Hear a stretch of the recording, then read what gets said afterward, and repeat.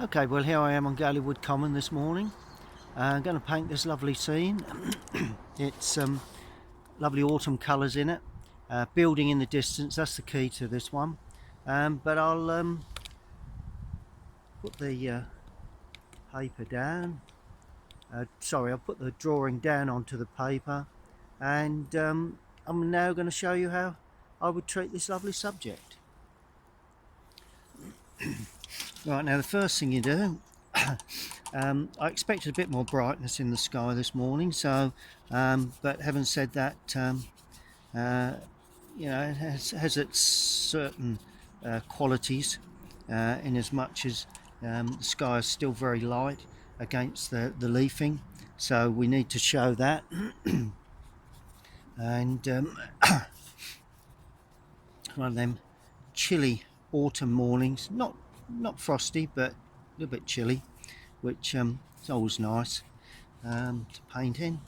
Okay, right, first thing I'm going to do, I'm going to mix. We need a warm grey again this morning. I'm going to use ultramarine blue with a touch of Indian red. Perhaps not. Perhaps use... Right, there you go. Touch of Indian red. Yep, that seems to be working quite well. Just to get a warm, that lovely warm grey again that we so often see this time of year.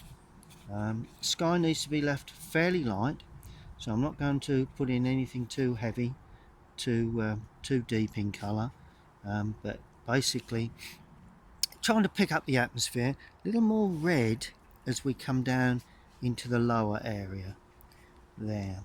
It just appears to be a little more red in the sky, even just a touch of yellow perhaps. There you go. Little warmth. Let's clean that brush again, and now I'm going to put in just a final little streak of warmth within the sky. Touches of real warm colour there, and possibly there. I'm going to have leafing overhanging there, so but overall that probably is all I need to do for the sky. What about a touch of blue? Add a bit more blue to our mix, just to indicate that we do have, one or two little patches of blue where there's light coming through the clouds. There we go. Yeah, that does it. Now as we go down into the distance, we need to show a nice soft distance. Something, I can see a little bit of the yellowing in the leafing right in the far distance, but I'm not going to paint that. It's all got to be pretty blue, so I'm going to use ultramarine again, and a little light red, but this time not too much light red. It's going to be more ultramarine in there, and it's going to be darker than the sky. That's pretty crucial, and all we need to do for that, it's going to be light, is to draw that across, and we might as well pull it right the way through to the building. There we go. Now this way we're going to get a soft edge at the top, hard edge along the base, because the bottom is dry and the top is still damp. Now we need to just show a little bit of detail, so I'm going in a little darker with the colour, just purely to give an impression that there are some trees. See, I'm just dropping those in. They will almost disappear later on, but that is a nice bit of distance there. Now just check that nothing runs back there, because one or two little puddles of water. There you go. Now I'm going to paint through. The grass is still green, so I'm using cadmium with, let's go ultramarine again. There we are. It's quite a nice green still. Not too concerned if some of that runs down into the grass area now. There you go. It is a nice green. It's not too... I'm strengthening it as I come forward. posts are going to be darker. I think I'll leave those in, not quite sure at this stage, but I think I will. And as I come forward, we've got some earthy colours, and that is purely the a little bit stronger green as we come forward. There we go. Particularly just there, because it's a rough field. It's not a, it's not a mown surface. But then, as I say, as we come forward, just a little streak of yellow in that before we go brown, because there is plenty of autumnal, I can never say that word, colours within this greenery, and that's burnt sienna.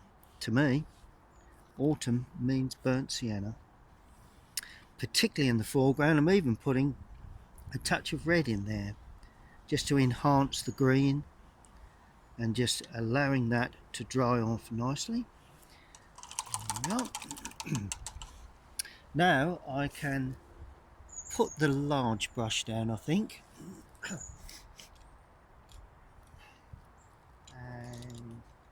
keep that flat on me just in case. Now I'm going to paint the building. Now the roof is typically red tiled roof, and that's going to be a strong mix of, well, it's not a mix really, it's just light red. But I want that red to really stand out amongst the colours. See, it's the way it's running up into the sky. Not concerned about that at all. I'll show a bit if it goes too far, but I'll show you what to do with that if it does. And then I'm softening that colour just with a damp brush and bleeding that through, because that goes as far as there before there's greenery there, or sorry, leafing. I'm getting a little concerned about this, so I'm just lifting that off just a tad. I like a little bit of bleed, but not too much. There we go. I think that's okay. Nice edge up the top there. There you go. And the front of the building is also this colour, but I'm changing it with a little bit of light red in there. It's going to be a little weaker too. So we just draw that in very simply. Keep your painting simple. You know, don't try and paint every single thing you see. It's vital. The tone is more important than the colour. My old favourite saying, get the tone right, the colour will take care of itself, and that then runs away behind the greenery. That's good. I won't put the chimneys in just now, purely because of the because it's still rather damp.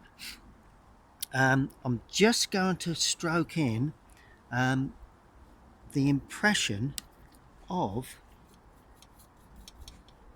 I'm not sure whether that's still slightly damp. If it is, that's good. Yes, it is. That's that type of morning. That's that distant, it's not leaf really. Well, there are some leaves on that tree there, but it's blurred in the distance, so we're not going to go too fussy with that. Just an impression that the tree in the foreground will dominate that area. Now I want to paint in, while it's still a little damp, a little bit of distant greenery. So it's blue and a yellow, and keep the yellow fairly predominant, because there's that tree there. See if we can capture that before it dries. There we go. May have to slightly deepen that. There is another one here in the distance that will have more blue in that. Let's give that a tad more blue. And there is another one there, just over the top of the hedge. We'll put the hedge in shortly. A little bit of brown with this too. Let's go in a little deeper so we can begin to get the effect of these autumn colours, because don't want to be too brilliant in the distance. You make them too strong in the distance, and then the problem is they stand forward. But I think that's probably sufficient for that. Just going to make that one just a little bit stronger, so I'm adding a bit more brown in that just to strengthen that here and there. Nice to get a little bit of this warmth in there, because after all it's autumn and we need to show that when we paint. Good. So that's that. Now there's a bush in the foreground there, like a shrub. Now that is of a green hue. Well, it's a greeny brown, obviously being autumn. Burnt sienna, cadmium yellow. Let's see if we can get this in. Still damp, so that's useful. Always useful to have still some damp paper. It's not drying particularly quickly, which can be an advantage quite often in the winter months when you're painting. I'm going to use burnt sienna with, I'm going to use Prussian blue now, because I want to get those dark earthy greens that you get in the lower areas of these shrubs. And I'm going to have the light coming, I'm not sure where the light's coming from, but I should be, because that's a crucial part of the picture. Not sure why I've not worked that out yet. But anyway, let's do this first. We're not doing our shadows at this stage. And there is a hedge too. Now that runs along there, and I'm just getting that in just before the paper dries, because nice hedging that runs into the background there. And I need to get that in before the and this one needs to have a little bit more strength. I've just decided to give that, it's nicely blurred, but it does need more strength, and so does that one. Not too much, but just a little bit more strength. There we are. It's always misty, so that's not a problem. Now this colour for the hedge can carry on along there, a little bit deeper, a bit darker in places, particularly in the underside of a hedge, always a little bit darker. And then as we come forward, I'm going to lighten it up there, and it stands a little bit over there like that. There we go, and that is an impression of that hedge. Good. That's all looking pretty healthy. Next stage will be a little impression of some leafing from these trees. I think that's the next area. Yeah, let's do that. Little impression from the leafing, and this is the trees behind the foreground trees, not the real main trees. It's the trees behind, and that's burnt sienna, touch of burnt sienna, touch of Prussian in there. We want to try and capture that autumn colours, and this one has a little bit more clarity in the form, purely because it is a little closer. But as it goes behind that tree, we're going to keep it fairly weak. Right, now we can add a bit more Prussian just to deepen it. See how it deepens it up once you add the Prussian blue? It's a little stronger, but it's still autumn, still that autumn colours, and that needs to soften back considerably, because we've got the branches coming over that, but a harder edge around that area as it breaks out towards the building. That's good. And I'm just going to do a little bit this side, I think. There is a shrub in the background there, so a little stronger colour, but not too much, still quite dull.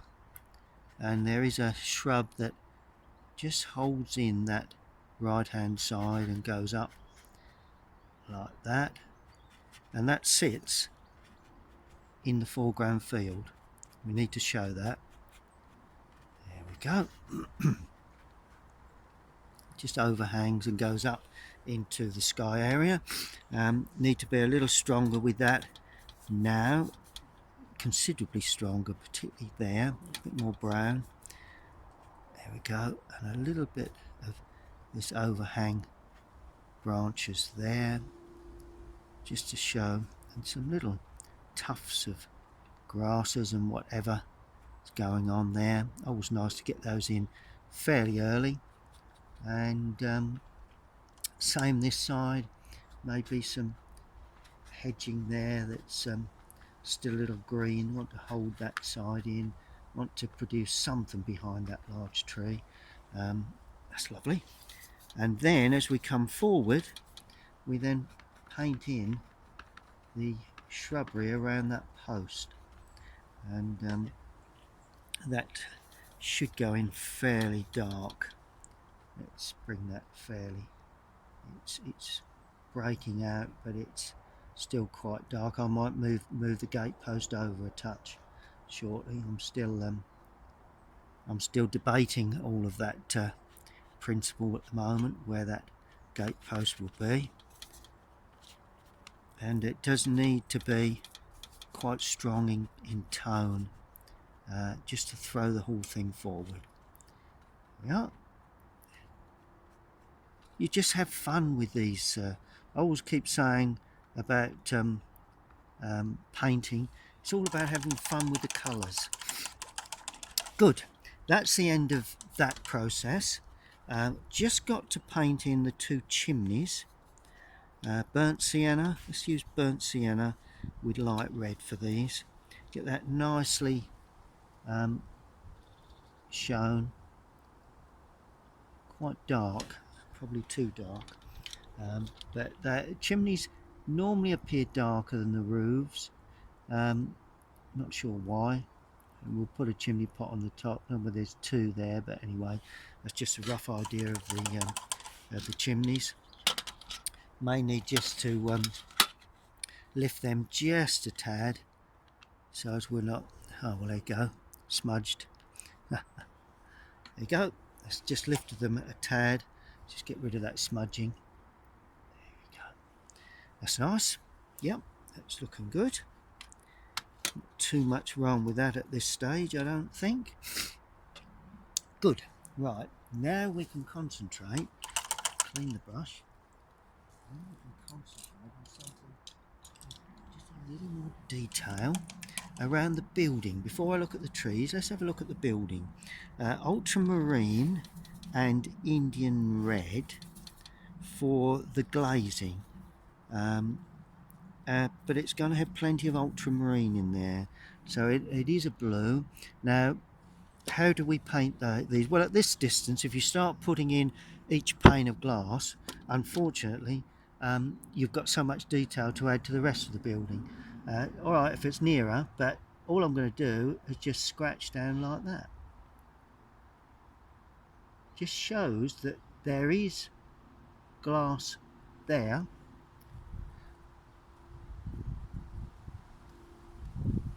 but it's not actually, there's light on those windows. See the way those windows have turned light, and good. Well, you know, we're getting there. We're really getting there now.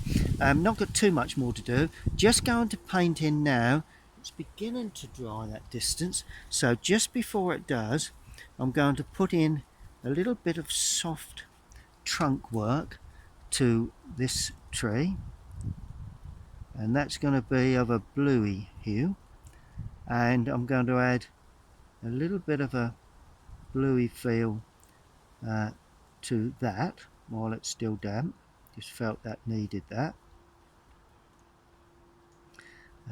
Quite likely they're a little bit nearer. There we go. Keep those nice and misty, because they sit back, and they always will while they're misty, but once they become hard edged, then unfortunately you'll lose the just going to try and just improve on that. Shouldn't be doing this really. Anyway, leave it alone. Let's leave well alone at this stage. There we go. Right, next thing, because I'm going to have light on to the next tree there. Next thing I want to do is to paint this area here. I'm going to paint that tree in burnt umber with a little ultramarine, maybe a little red in there. I want that to stand well in front of the and that just comes up like that. There we go. don't know whether these are popular trees. Not sure. Could very well be. Sun goes off up there. Up there. Here we go. Don't want to over elaborate on this because it's further back in the distance. That's it. That's brilliant.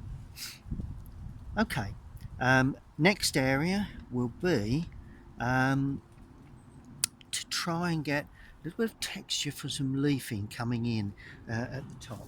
Now I need a brush that is round but a little bit older than than some, and I'm going to use a cadmium yellow, and it's got to be a fairly dry mix, and this is the leafing that's on this tree and the tree that's overhanging on the left. So let's be a little less strong with this one, but even so we need to pull that, and you can pull that right the way over that other tree. It's nothing to do with that. It's overhanging from that tree there, from that lovely old oak. It's quite open, and when you're here you can pick up the colours. You look at a photograph, you don't always get the colours correct, and a bit misty there because it's still damp. There we go. And that then really overhangs there. Then we're going to put in some slightly stronger, so a bit more red, a bit more yellow in there to try and get a bit more burnt sienna, some really strong stuff, because these are overhanging from branches, so it needs to be quite dark too. A bit of burnt umber in there. It's all about these lovely overhanging branches. That's what this picture is all about, and all you do, you just have fun trying to get the impression that these a bit denser as you go away on the outside. You know, you've got to have fun with these with your painting. You can't, you know, make it too much of an effort. Here we go. So that's that. Good, that's fine. That's still a bit damp. Okay, right, now I'm going to put in the gate posts, and I'm going to move them a touch. Not sure that they're in the right area, so and these are in shadow, so it's burnt umber with ultramarine, and quite a dark sort of blue really, and so I'm going to put one in there, leaning them into the picture a little there like that, and the other one there. There we go. I'm bring them out of picture. Not going to paint in the there's a little bit of light on the top. Not a bad idea to have a little bit of light on the top. Not going to paint the gate in. May put it through there shortly, but I don't think there's any need for the gate at this stage. Okay, now I'm going to have a look at the distant, that tree there. I need a bit of texture onto that, a bit of browny green texture, just to enhance the strength of that so that it actually comes forward. Not too much. I want to take away from that lovely sunny aspect, or well, light aspect. It's not sunny, and then we have this leafing then here that comes from that large tree. Still a little bit damp, but should work okay. Should be able to get away with that quite fine. Branches come across that distant tree, so that way you tend to lose it a little.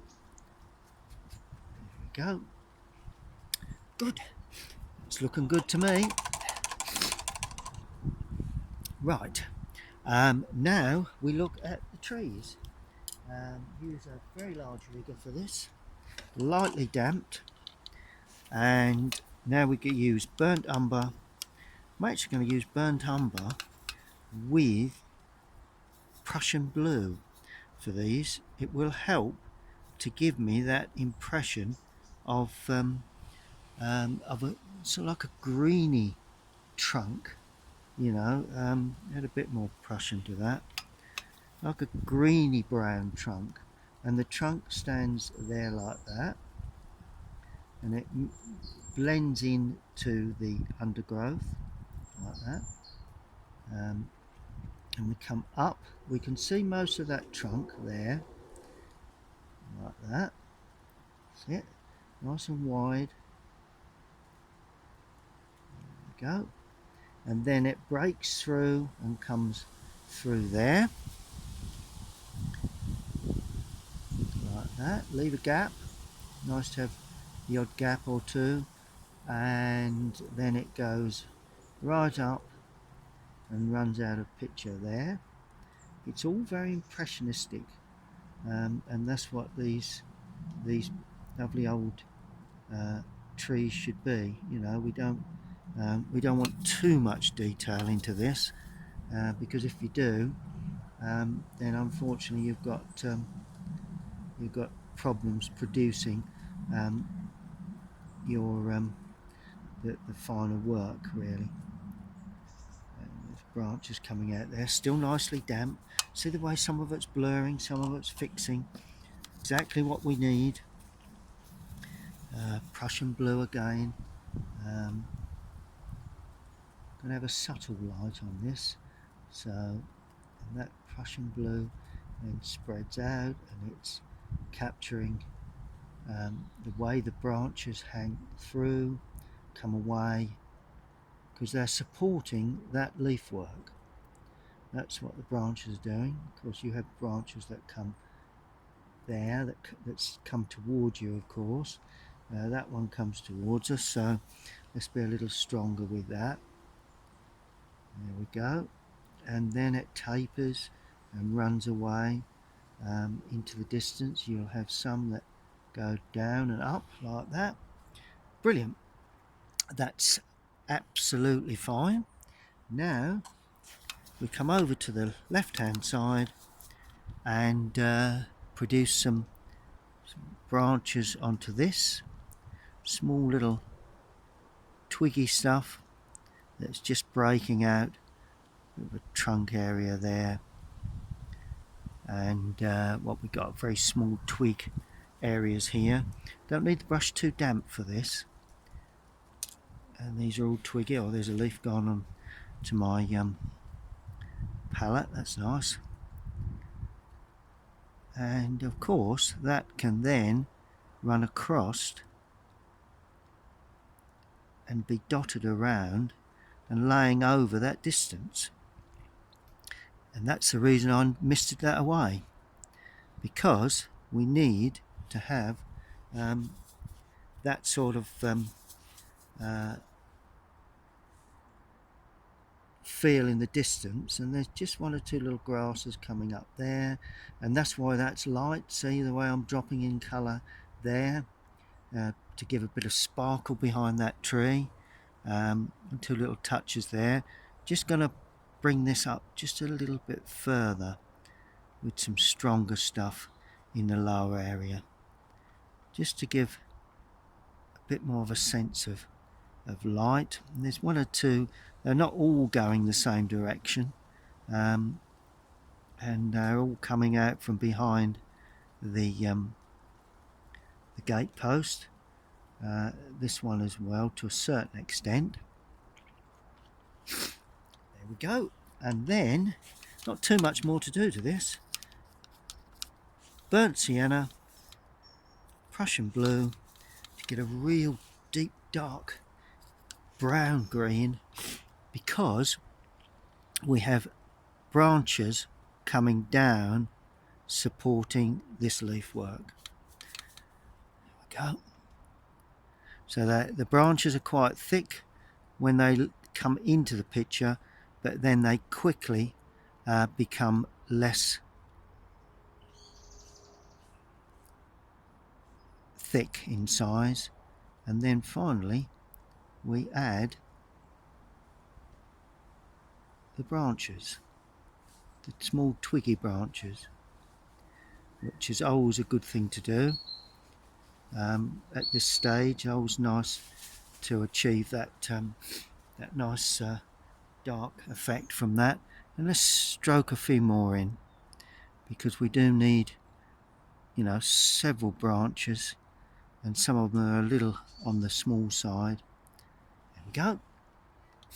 So that's looking good. Just now going to darken that tree on the right, really intensely dark there, and that branch needs to be quite dark too. So does that one. Lighter ones behind. That one can also be a little darker, a little bit less intense as it goes up. Nicely dark there. And let's have this one quite dark. It's a bit softer, but then it breaks out into another little one there. Always nice to have plenty of branches in the foreground. Going to go over that shortly. Right, we are at the stage where we need to just sit back and make certain we've got everything sort of in a good sort of place, which pretty good. Yeah, it's coming along very, very nicely. Finally, a bit of shadow work onto the building, a little bit more interest at that point, which I'm going to do with some blue colour, purely because I need just a bit of punch in that area. It needs to be blue with a touch of red in there, because I want to have that tree just coming over that light patch there. There we go. That's perfect. Overhangs very, very nicely. That's it. That finishes very nicely there. And as we come into that building, I'm going to deepen it a tad. I want to show the corner of that building. That's the reason I'm doing this. So that's quite near to us. It also shows up the light on top of the other tree. So it's all tonal. You know, it's lights against darks, darks against lights. Always a useful thing to do. Same here. Let's put a darker touch in there. Just lose some from the brush. There we go. Little shrub of some sort. Then there may be a little bit of dense shrubbery there. It comes in and along there. We don't do too much at that point. Now I'm going to put in some shadow onto the building. See how the building still stands out in clear light? Now all we do, we get ultramarine, nice bit of ultramarine. We're going to use Indian red for this. Ultramarine, Indian red, more of a bluey red than a reddy blue, if you know what I mean.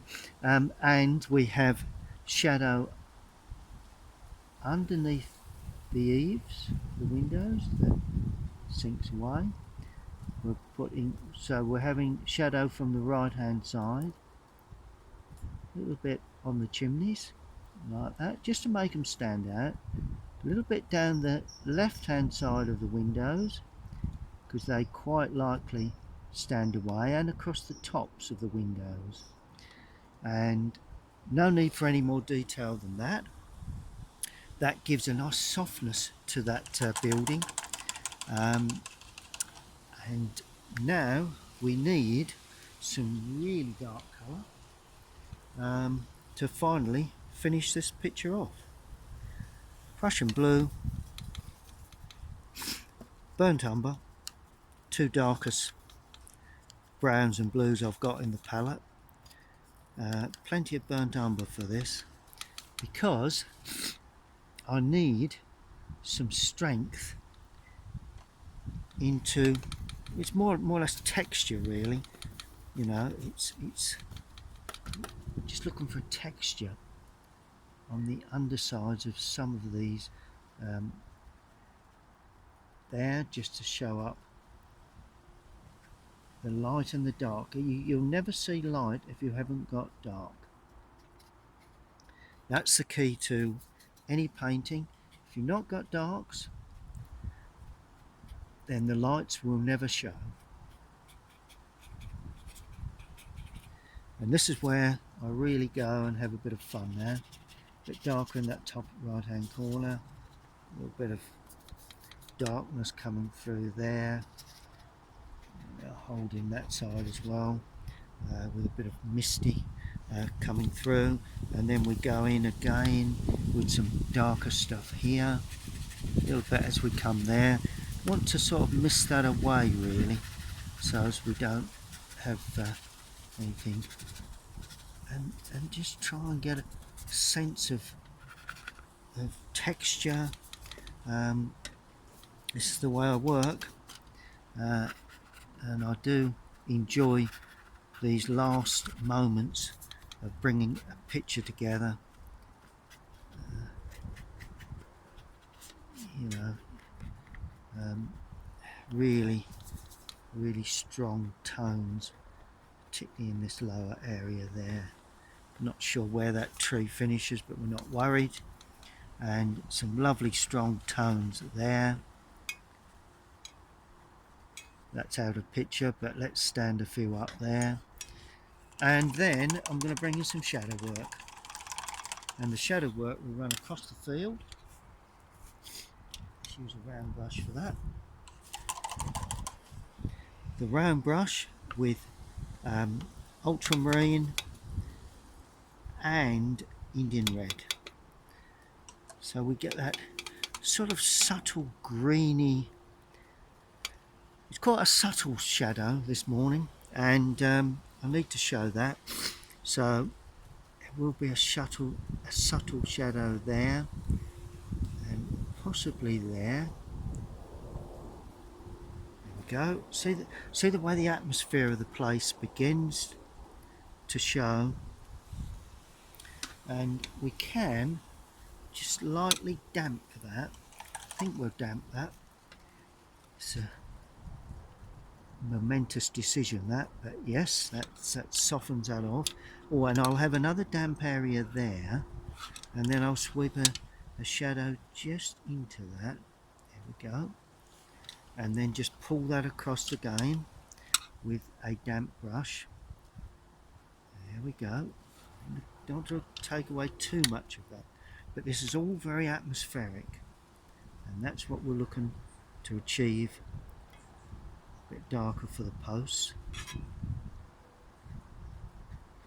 A little bit of shadow there, not too much, but it's more or less from the overhanging branches, and there can be a bit of texture onto this foreground shadow. I want this foreground to be quite dark to show up the distance.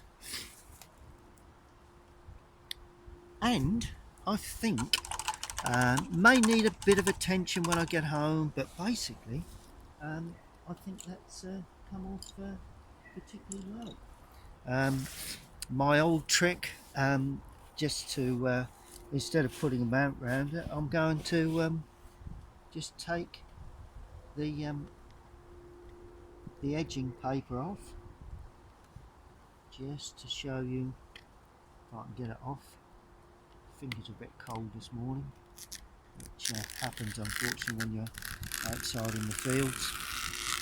So we take that bit off. I always pull it away. It's just my way of mounting the picture really, for your for your benefit. It helps to make the give you a good sense of a frame around it really, some form of mount that every picture needs at some point. So there you go. That is Galleywood Common. Looking across to Wood Farm, I've hoped you've enjoyed that one. Stay tuned to my YouTube channel.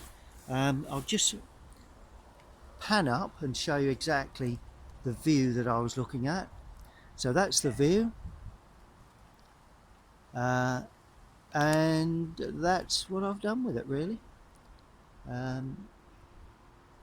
As I say, stay tuned to my YouTube channel, and I'll see you all again very soon.